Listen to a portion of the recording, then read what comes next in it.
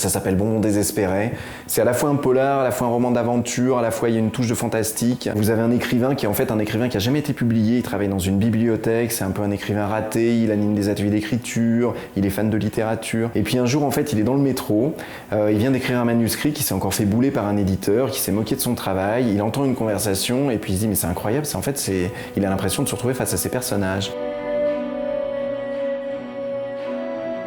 Donc il y va y penser toute la journée, il a l'impression évidemment de devenir fou, et puis le soir il va tout de même garder Austerlitz, c'est la scène qu'il a écrite, c'est la scène fondatrice du livre, où en fait c'est les filles qu'il a vues doivent prendre le train, un train de nuit, qui doivent les emmener au fin fond de la France pour une dessinée qui s'est funeste, puisqu'évidemment c'est lui qui l'a rédigée comme ça.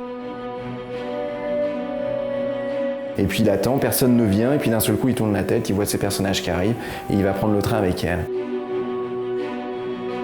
À partir de là, il va être pris dans une histoire ébouriffante, il se retrouve dans une petite ville de province qui est un trou perdu, il n'y a pas d'internet, il n'y a pas de téléphone, donc en fait ils sont coupés de tout, il y a des malfrats qui commencent à prendre en otage la ville. Ça se passe sur une nuit, il y a une tempête qui se lève, et lui il va avoir qu'une idée en tête, c'est que cette histoire qu'il a écrite, que cette histoire se finisse bien.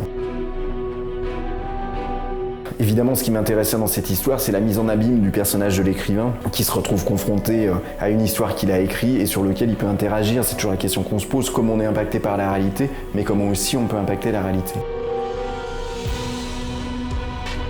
A priori, ce serait parti pour être le premier volet d'une série de 5, à chaque fois avec un artiste dont les œuvres en fait ont une interaction avec une intrigue policière. Donc dans le premier, c'est un écrivain, dans le deuxième, ce sera un peintre, dans le troisième, un musicien, dans le quatrième, un sculpteur, et dans le cinquième, ils se retrouveraient tous ensemble et ça ferait une espèce de gang de super-héros, mais de super-héros artistiques.